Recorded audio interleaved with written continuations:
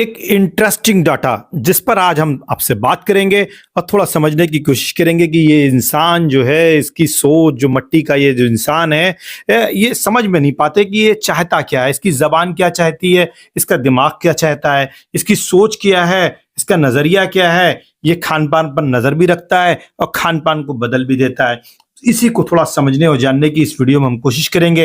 एक data Swiggy ने जारी किया है। स्विगी आप जानते हैं एक ऑनलाइन प्लेटफॉर्म है जिस पर आप अपना ऑर्डर दे सकते हैं और कुछ भी मंगा सकते हैं। लेकिन क्या मंगाते हैं इंडियंस, क्या मंगाते हैं हमारे प्यारे भारतवासी, जो हमारे देश के लोग हैं, वो क्या खाना पसंद करते हैं। अगर उसकी बात की जाए तो बड़ा अच्छा इंटरेस्टिंग डाटा उसने दिया है कि भारत में तो हर साल कितने ऑर्डर होते हैं, किस चीज के ऑर्डर होते हैं, उसने सब खोल करके रख के बता दिया है।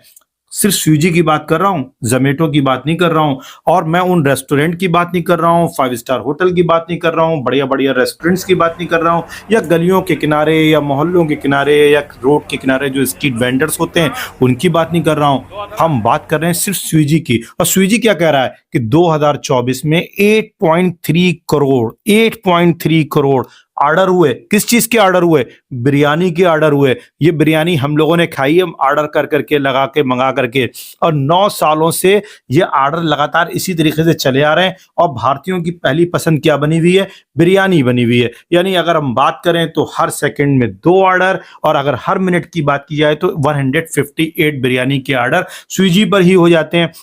लेकिन सवाल ये उठता है कि आखिर ऐसा बिरयानी में है क्या, इस डिश में, जो हर इंडियन का ये फेवरेट बन चुकी है? इसका जवाब तो हमें इसके हिस्ट्री में मिलेगा, इसके टेस्ट में मिलेगा, इसके कल्चर में मिलेगा। अगर बिरयानी की शुरुआत की बात की जाए तो बिरयानी जो है भारत में कैसे आई? देखिए, बिरयानी जो है भारत में फारस से चल करके आई। इसकी जो जड़ें हैं वो तो पर्शिया हैं, लेकिन इसने चलना शुरू किया। और आप जानते हैं संस्कृतियां, भोजन, खाना पीना, पहनावा, ये कोई अपने अख्तियार में थोड़ी है। ये तो चलते फिरते रहते हैं, एक दूसरे से मिलने जुलने पर एक दूसरे को हो जाते हैं। और ठीक यही बिरयानी के साथ हुआ। बिरयानी क्या हुई? पर्शिया से चली, इंडिया में आई, इंडिया ने गले लगा लिया। और इसको लेके कौन आया?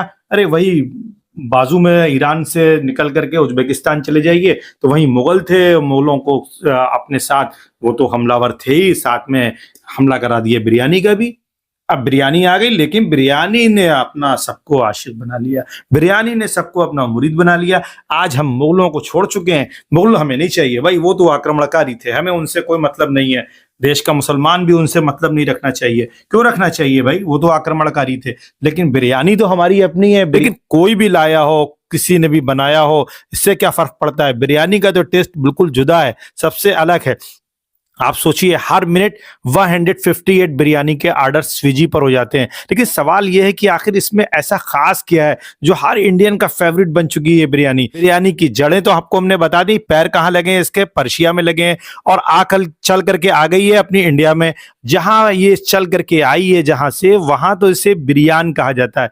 बिरयान का मतलब होता है तला हुआ, यानी फ्राइड किया हुआ। तो बिरयानी भी कुछ तली हुई सी होती है। अगर बिरयानी की और बैकग्राउंड में जाएंगे तो हमें पता लगेगा कि जो अरब ट्रेडर्स भारत आते थे एंशिएंट पीरियड में, वो साउथ इंडिया में ये बिरयानी लेकर के आए। साउथ में ये पहले इंट्रोड्यूस हो गई, लेकिन साउथ इंडियंस को समझने में टाइम लगा। और नॉर्थ इंडिया में तो बिरयानी को लाने वाले जो असल हैं वो तो मुगल हैं। मुगलों ने इसे अपने शाही खान पान का हिस्सा बनाया और फिर तेजी से ये पूरे देश में वायरल हो गई। इसके अलग अलग सब वेरिएंट आ गए, लखनवी बिरयानी और कोलकाता की बिरयानी और हैदराबादी बिरयानी। अच्छा, हैदराबादी बिरयानी मालूम है किसने पॉपुलर की थी, किसने इसमें कंट्रीब्यूशन किया था? वो मुगल जो औरंगजेब जिसका नाम है, वो उसको बनाने में उसका बड़ा रोल रहा है। और फिर अगर हम बात करें तो बिरयानी में मुमताज महल का ही बड़ा कंट्रीब्यूशन है।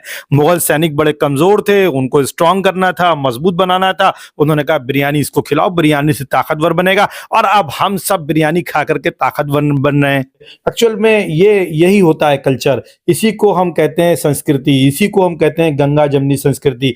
गंगा जमनी संस्कृति का मतलब ये नहीं है कि एक संस्कृति के लोग अपनी जो उसकी पहचान है दूसरी संस्कृति के साथ उसमें जम कर दें, उसके साथ अपने को मिक्स करके पूरी तरीके से डिसॉल्व कर दें। ये मिक्सिंग है एक तरीके की। आप कुछ लेकर के आते हैं, दूसरा कुछ आपके पास पहले से होता है, दोनों मिलते हैं, सिंथेसाइज होता है और एक नया फ्लेवर, एक नई चीज तैयार होकर के आपके सामने आ जाती है। जैसे कि बिरयानी बन करके सामने आई, ईरान से लेकर के आए, फिर मुगलों ने इसमें कुछ थोड़ा सा चेंजेस किया और उसके बाद इंडियन मसाले भी थोड़ा उसमें मिले और एक नया फ्लेवर बन के तैयार हो गया जो हमारे लिए बिरयानी हो गया।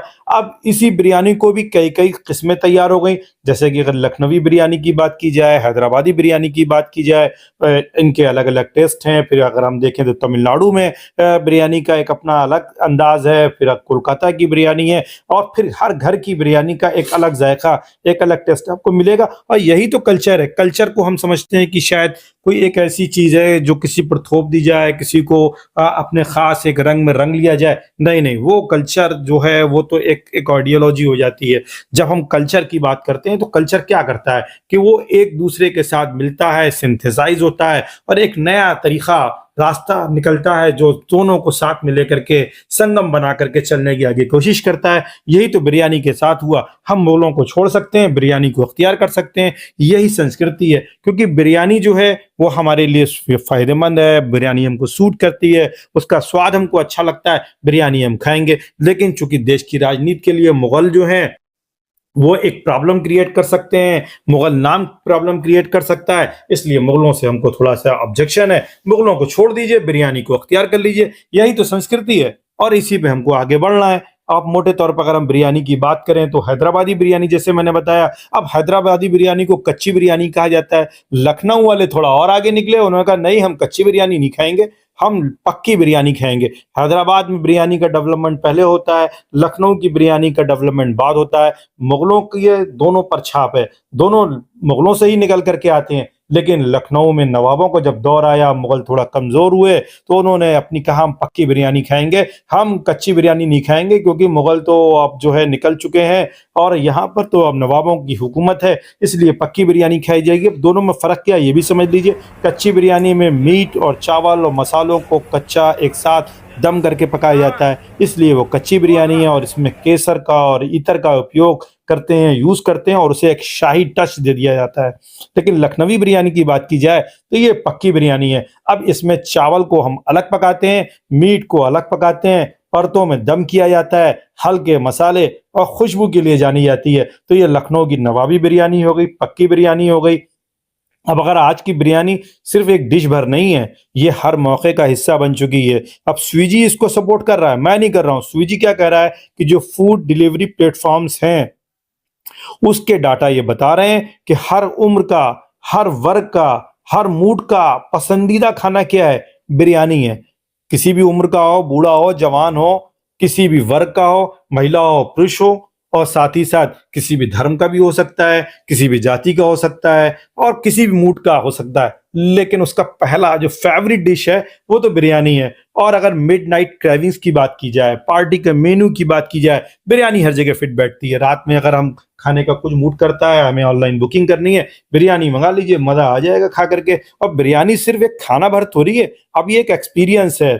आप बिरयानी सिर्फ़ चावल, मसाले और मीट भर का मेल थोड़ी है। ये एक इतिहास, एक विरासत, एक स्वाद का अद्भुत संगम है। जब हम बिरयानी की बात करेंगे तो उसके पीछे एक इतिहास है, उसके पीछे एक विरासत है, उसके पीछे एक टेस्ट है और जब ये तीनों मिल जाते हैं, इनका अद्भुत संगम होता है, तब बिरयानी हमारे सामने आती है और जब बिरयानी सामने आती है तो मुँह में पानी आ जाता है। फिर हम सारी चीज़ों को भूल करके बिरयानी पर टूट पड़ते हैं। ये डिश हमें याद दिलाती है कि खाना सिर्फ भूख मिटाने का ज़रिया नहीं है, बल्कि संस्कृतियों को जोड़ने का माध्यम भी है। एक संस्कृति दूसरी संस्कृति से कैसे जुड़ेगी, कैसे उसमें एक दूसरे के साथ तारतम्य आएगा, वो हमें बिरयानी देती है। तो बिरयानी एक दोस्ती भी कराती है, बिरयानी 2 अलग-अलग संस्कृतियों के लोगों को एक प्लेटफ़ॉर्म पर ले आती है, क्योंकि संस्कृतियों को जोड़ रही है और यही वजह है कि पिछले 9 सालों से भारत में नंबर 1 बनी हुई है। 2015 से अगर आप देखेंगे तो बिरयानी नंबर 1 है। लोग कह रहे हैं कि देश का माहौल ख़राब हो रहा है, मैं कहता हूँ बिरयानी से आप सीखिए। बिरयानी पिछले 9 सालों से लगातार नंबर 1 बनी हुई है, संस्कृतियों का संगम हो रहा है और आप कह रहे हैं कि साहब नहीं माहौल ख़राब हो रहा है। नहीं, नहीं, माहौल कहीं नहीं ख़राब हो रहा है। आपको अपने नज़रिए को बदलने की ज़रूरत है, बिरयानी से सीखने की ज़रूरत है। बिरयानी खाइए, संस्कृति को एक साथ जोड़िए और आगे बढ़िए, देश को आगे ले चलिए। कैसा लगा ये मेरा एनालिसिस? कमेंट शेयर ज़रूर करिएगा।